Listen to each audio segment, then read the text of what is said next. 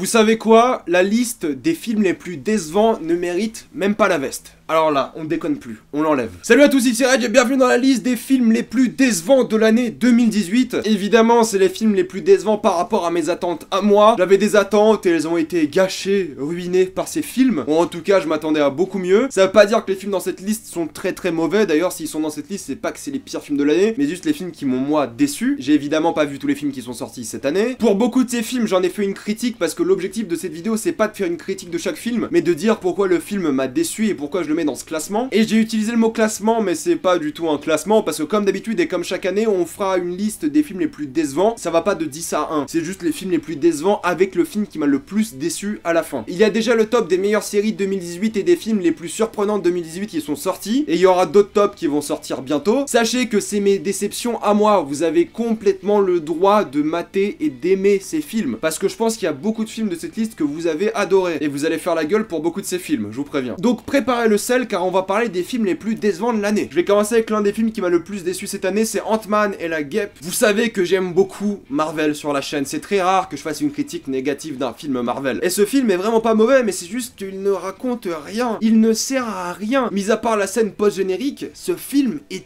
inutile. C'est un film qui n'a pas d'enjeu, c'est un film qui a pas de personnage, c'est un film qui est à peine divertissant. Oui, ça se regarde, oui, ça peut être un bon moment, mais après Infinity War, tu t'attends quand même peut-être à mieux du coup. Je ne voulais pas Infinity War, mais je voulais juste de la qualité. Un truc plus que genre divertissant, banal. Et pour moi, c'était même pas divertissant, c'était un peu une purge au final. Parce que je voyais pas l'intérêt de ce film, il y a aucun arc narratif, il y a aucune construction logique, il y a pas de rythme. Le film est complètement cassé, pour moi c'est l'un des pires films du MCU. Placement sur le MCU très bientôt je pense. Ant-Man et la Guêpe, très déçu, très déçu. Ça va pas dire que c'est un mauvais film, je pense qu'il y a aucun film du Marvel Cinematic Universe qui est fondamentalement mauvais, ou qui est du moins un vrai calvaire, mais celui-ci, à mes yeux, s'en rapproche. Ce film, j'ai absolument pas compris ce qui s'est passé. Downsizing, mais qu'est-ce qui s'est passé? Le concept était génial, rapetisser la population pour gérer les problèmes écologiques, les problèmes de surpopulation, même les problèmes politiques à certains moments, et c'est n'importe quoi. Et c'est devenu une sorte d'histoire d'amour bobo écolo qui sert à rien. Et le pire, c'est que c'est pas que ça sert à rien, c'est que c'est mauvais. Histoire d'amour bobo écolo est nul à chier. J'ai failli le mettre dans les pires films de l'année, mais c'est juste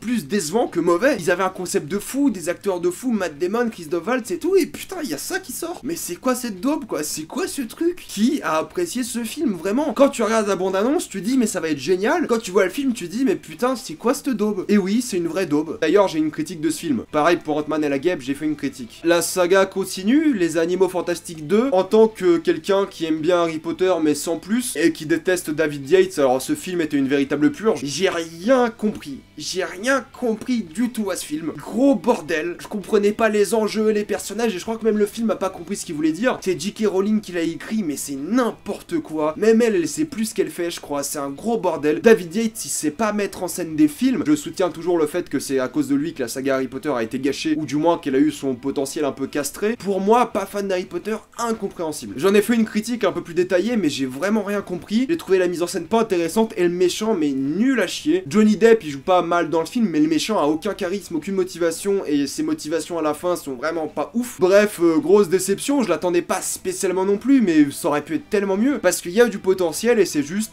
mauvais. C'est même pas divertissant, j'ai failli m'endormir devant. L'hôtel El Royal, alors j'en ai fait une critique aussi, je l'avais bien nommé une bonne baisse que je ne voulais pas. C'est un peu une parodie de Tarantino à certains moments. Ça essaie de faire quelque chose, mais t'es un peu frustré parce que ça va jamais au bout des choses. Et le film est tellement genre stylistiquement tarantinesque qu'il essaie de faire des trucs un peu bizarre. Du coup, tu te fais un peu niquer, mais t'apprécies la nique parce que c'est bien foutu. Les acteurs aiment bien jouer et tu vois qu'ils se donnent à fond. Même si Chris Hemsworth fait horrible dans ce film, je sais pas ce qui s'est passé, mais je l'ai trouvé horrible. Il y a un vrai problème de rythme, t'es frustré au niveau du scénario, et ça aurait pu être incroyable. Et au final, c'est juste très moyen et très décevant. Donc bienvenue à l'Hôtel El Royal, je ne peux pas recommander. Sale temps à l'Hôtel El Royal. Même le titre est pas bon. Aucun homme ni Dieu, j'ai pas compris ce film. J'ai bien aimé Blue Ruin, j'ai bien aimé Green Room, je crois, du même réalisateur, Jérémy Saulnier. Aucun homme ni Dieu, j'ai rien compris. Encore une fois, je sais pas ce que le film a essayé de raconter. Ok, cette histoire de vengeance, d'indigène, bon, ok, mais là, c'était plus prétentieux, plus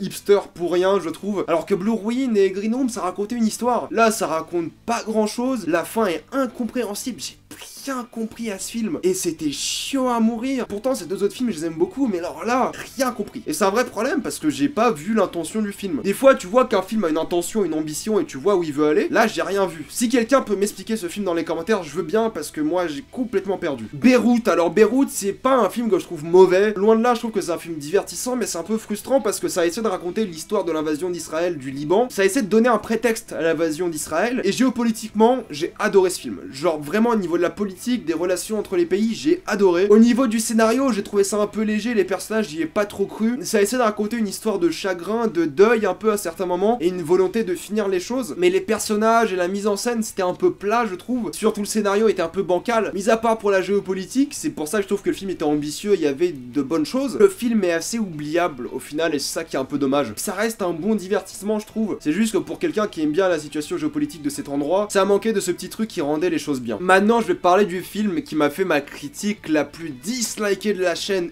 et de loin. L'un des films les plus décevants de cette année, c'est évidemment Bohemian Rhapsody. C'est un film qui prend le spectateur pour un gros con. C'est divertissant, c'est bien, je peux comprendre pourquoi vous aimez ce film. Mais franchement, moi je me suis senti insulté par ce film. Ça se prend tellement au sérieux alors que ça raconte rien du tout. Ce film, c'est une masturbation du groupe devant un miroir. Les membres du groupe se sont masturbés entre eux et ont fait ce film. C'est un film tellement lisse, c'est un film qui n'ose rien, c'est un film qui est facile, c'est vraiment un film facile à faire. Et mis à part pour les 20 dernières minutes qui sont incroyables, ce film ne mérite pas d'être le film le mieux noté sur Allociné de l'année et de tous les temps. Ce film, c'est juste faire plaisir aux spectateurs sans rien raconter. Ça raconte aucun des problèmes de Freddie Mercury. Vous allez me dire, oui, ça raconte sa dépression et tout. C'est pas comme ça qu'on traite de la dépression dans un film. Si vous voulez plus de détails, j'en ai fait une critique. Mais c'est un film tellement polissé, c'est un film qui n'essaie d'offenser personne. Et tous ceux qui disent que c'est un hommage au groupe, Johnny Cash, ils ont fait un film Walk the Line, ça c'est un hommage au mec. On parle aussi de ses côtés sombres, on parle aussi de ses côtés douloureux. Et le meilleur hommage qu'on puisse faire à quelqu'un, c'est expliquer pourquoi sa vie était dure et pourquoi il a quand même réussi. Là, on sait pas pourquoi la vie de Freddie Mercury était dure. Il y a très peu de scènes où ça va vraiment toucher l'humain de Freddie Mercury. En tant que spectateur, je préfère voir Freddie Mercury dans la drogue, dans le sexe, dans l'alcool et le voir quand même réussir. Et surtout dans le sida, faut pas oublier. Même si dans le film il y a une incohérence parce qu'il savait pas qu'il avait le sida lors du fameux concert de Wembley. Mais c'est clairement l'un des films les plus décevants de l'année, franchement. J'aurais préféré voir le côté sombre de Freddie Mercury et le voir réussir plutôt qu'avoir cette version genre vraiment banale de Freddie Mercury. Le mec méritait mieux, le mec méritait un vrai film dramatique. Et là on a un film qui le caresse dans le bon sens du poil. Et je trouve ça irrespectueux plus que respectueux. Mentir sur le passé de quelqu'un, c'est irrespectueux. Polisser les vrais événements de la vie de quelqu'un, c'est irrespectueux. Et c'est moins dramatique et le mec aurait mérité mieux. Là où ils voulaient faire un hommage au mec, ils ont fait une histoire peu intéressante et qui mérite de se mater le meilleur documentaire sur Freddie Mercury. Sacha Baron Cohen aurait dû sortir son film. Lui, il aurait eu les couilles de parler comme il faut de Freddie Mercury. Cette vidéo aussi va être complètement dislike. Everybody Knows,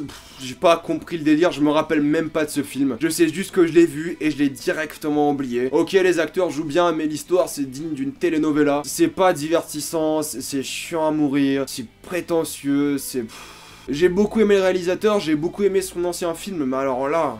Oh. C'était douloureux comme film, il fallait être motivé pour le finir, vraiment. C'est abusé les bonnes critiques que ce film a eu, il les mérite clairement pas. Solo, j'avais pas spécialement d'attente. Vous pouvez dire ce que vous voulez du 8, du 7, mais Solo, il y a aucune identité, aucune âme. C'est du forcing et du forcing et du forcing pendant 2 heures. Cette scène dans le film où on donne le nom de Han Solo, ça n'avait aucun sens, c'était super gênant. C'est un film qui est réalisé par Ron Howard, qui a fait un film super formaté, il n'a rien osé. La fin est nulle, mais nulle de chez nul. Ils essaient d'introduire un personnage qui n'a plus rien à foutre là. Enfin bref, Solo m'a un peu déshypé de tout Star Wars. Le 8, moi, m'avait vraiment hypé. Le Solo, bah moi, ça a tué ma hype pour les prochains films Star Wars. Vraiment, là, je m'en fous. Même le 9, je suis pas du tout chaud là, à cause de Solo. Pas à cause du 8, à cause de Solo. Parce que le 8, au moins, il essayait des trucs. Le Solo, ça a rien essayé du tout. C'est complètement formaté et ça ne raconte rien. Le film de genre français qui m'a vraiment déçu cette année, c'est Dans la brume. Je vois bien l'ambition derrière ce film, le potentiel de faire un film catastrophe en France, à Paris surtout. J'ai trouvé aucun personnage attachant. Le scénario et surtout la fin, je l'ai trouvé nul à chier, mais vraiment rien compris. J'en ai une critique d'ailleurs pour plus de détails, mais déçu. Il y a un vrai manque de rythme, de narration, c'est mélodramatique pour rien, c'est vraiment le film de genre français, parce que il y a des scènes qui sont dramatiques pour rien. C'est un film qui est même pas déprimant ou anxiogène, c'est juste, bah, c'est pas divertissant, c'est à peine regardable. Dans la brume, vraiment déçu, comme l'Empereur de Paris, que je vais pas mettre dans cette liste, parce que je l'ai pas trouvé décevant à ce point, l'Empereur de Paris. Il faut quand même aller soutenir ce genre de cinéma, parce que c'est un cinéma de genre qu'on voit pas souvent, mais là, franchement, pas terrible, hein. Vraiment, c'est le genre de film que je veux plus jamais revoir, parce que c'est un calvaire à regarder, hein. C'est c'est difficile à mater comme film. Parce qu'il se passe rien, tout simplement, rien du tout. Encore une adaptation de jeu vidéo médiocre, c'est Tomb Raider. L'actrice, déjà, j'y croyais pas du tout, Alicia Vikander. Bon bref, ça va, mais ça aurait pu être tellement mieux. Et si c'est pour refaire des scènes du jeu, bof. C'est un film d'action vraiment lambda et pas intéressant du tout. C'est loin d'être l'une des pires adaptations de jeux vidéo, mais c'est juste lambda. Il y avait du potentiel et j'ai envie quand même de voir une suite à Tomb Raider parce qu'il y a du potentiel. Mais là, bof de chez bof quoi. Et c'est dommage parce que ça aurait pu être bien. Vraiment, ça aurait pu être bien un film d'aventure. Aquaman, c'était un meilleur film d'aventure que Tomb Raider, alors qu'Aquaman, ça aurait pas dû être une aventure. Ça aurait dû être une origin story lambda, alors que là, ça aurait dû être un film d'aventure et au final, c'est juste une origin story lambda. Pourtant, j'aimais bien les acteurs. Walton Goggins, c'est un acteur que j'aime beaucoup. Là, mise en scène, acteur, tout ça, ils sont pas à fond. Et t'y crois pas et c'est trop oubliable comme film. 15-17 pour Paris. Clint Eastwood, il a une habitude à me décevoir, surtout au niveau de la réalisation. J'aime pas trop ces trucs ultra patriotiques. Il y en a qui sont vraiment trop là-dessus, quoi. American Sniper, moi, j'avais trouvé que c'était une purge de propagande incroyable. 15-17 pour Paris, c'est beaucoup moins un film, on va dire, patriotique, qui met bien en valeur l'Amérique, le protectionnisme. Mais c'est juste un film qui sert à rien. Les seules scènes bien du film durent 3 minutes, c'est la scène de l'attentat en question, ou du moins de la tentative d'attentat. Le reste, c'est une purge. Leur histoire à eux, ça ne sert à rien. Il y a toute cette volonté du destin qui essaie de mettre en place, et il y a cette idée intéressante de faire jouer les vraies personnes qui ont sauvé les passagers du Thalys. Et ça, je respecte parce que tu sais pas trouver la fiction et la réalité. Mais le film, non. Le film, non, pas divertissant, pas intéressant, sert à rien. Clairement, sert à rien. Il faudrait juste faire la scène du Thalys qui est vraiment bien foutue et immersive et la mettre sur YouTube en court métrage et ça aurait été un meilleur film. Toute leur histoire à eux, on s'en fout. Clairement, on s'en fout. Leur road trip à la con... on s'en fout. Lady Bird, alors celui-là, j'ai pas compris la hype autour de la critique des Oscars. Oui, c'est un rite initiatique. Oui, ça change un peu de décor, d'univers. Oui, c'est un peu autobiographique à certains moments. Mais c'est cliché, c'est nul, c'est pas divertissant. J'ai déjà vu ce film 1000 fois. Si vous voulez voir un rite initiatique vraiment bien, regardez plutôt Call Me By Your Name plutôt que Lady Bird. J'ai l'impression que Lady Bird, c'est un bon retour critique parce que pour une fois, c'est un rite initiatique féminin qui met la femme en valeur, tout ça, mais c'est pas un bon film. Pour moi, 20th Century Woman, qui mettait justement là les femmes bien en valeur, qui parlait justement de sexisme et de vraies choses comme ça et de rites initiatiques, ça c'était un bon film, ça c'était vraiment un bon film et je vous conseille plutôt 20th Century Woman que Lady Bird qui est en fait un peu banal, lambda, et pour un rite initiatique porté sur une jeune adulte, je trouve que ça a loupé le coche. Et à la fin du film, t'as pas l'impression que le personnage a évolué, qui est con parce que c'est censé être un rite initiatique, tu finis le film et t'es en mode bah il s'est rien passé, et t'es déçu et...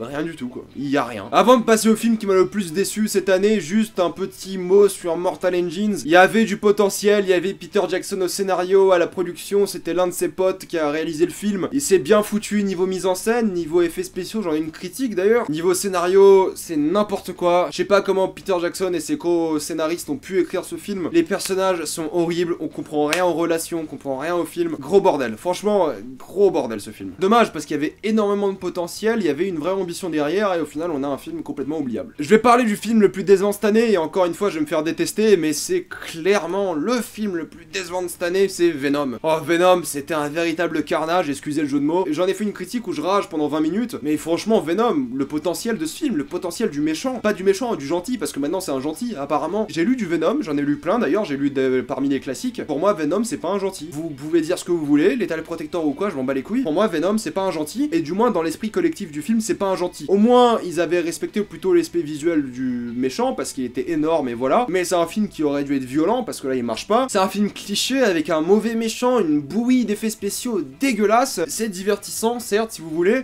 Tom Hardy est ridicule dans le rôle, enfin, c'est Jim Carrey, c'est incroyable. Oh non, Venom, c'est une grosse bouse. Mais c'est pas assez mauvais pour être dans la liste des pires films, parce que ma liste des pires films, c'est vraiment du sale. Mais c'est juste méga décevant. Et la scène post-générique, c'est un calvaire. Woody Harrelson, mon dieu, mais mec, mon dieu. Et pourtant, c'est un véritable carton dans le monde entier, surtout en Chine et aux États-Unis. Mais putain, ça méritait pas de faire un carton, ça aurait dû être un bide ce film, ça aurait dû être un bide. Ils vont en faire plus maintenant des films, putain, c'est nul. Venom, vous pouvez apprécier, je peux comprendre pourquoi vous pouvez apprécier ce film, mais pour moi c'est une grosse déception, c'est l'un des films les plus décevants cette année. Pour moi, c'est le plus décevant cette année. Donc, ne regardez pas Venom. Pourtant, je l'ai revu. Je me suis rematé Venom pour faire cette vidéo. Parce qu'au début, je l'ai mis dans ma liste des pires films. Et j'ai revu le film et je me suis dit, quand même, faut que je sois un peu plus généreux. Du coup, c'est juste le plus décevant de l'année. Je sais pas ce qui est pire entre le plus décevant de l'année ou l'un des pires films. Mais voilà, il est là. C'était ma liste des films les plus décevants de cette année 2018. Mettez-moi dans les commentaires vos films les plus décevants de cette année. Je sais que vous allez disliker cette vidéo parce qu'il y a plein de trucs qui méritent quand même un bon petit dislike. Vous avez le droit d'apprécier des films de cette liste. D'ailleurs, tant mieux si vous avez apprécié apprécié. Pensez à vous abonner pour plus de vidéos, pensez à soutenir la chaîne gratuitement grâce au lien dans la description et dans le commentaire épinglé. Pensez à me suivre sur Instagram pour des critiques exclusives, allez voir les autres tops. Suivez-moi sur Twitter pour toutes les news et moi je vous dis à la prochaine fois et à bientôt pour les pires films de l'année et les meilleurs films. Salut à tous.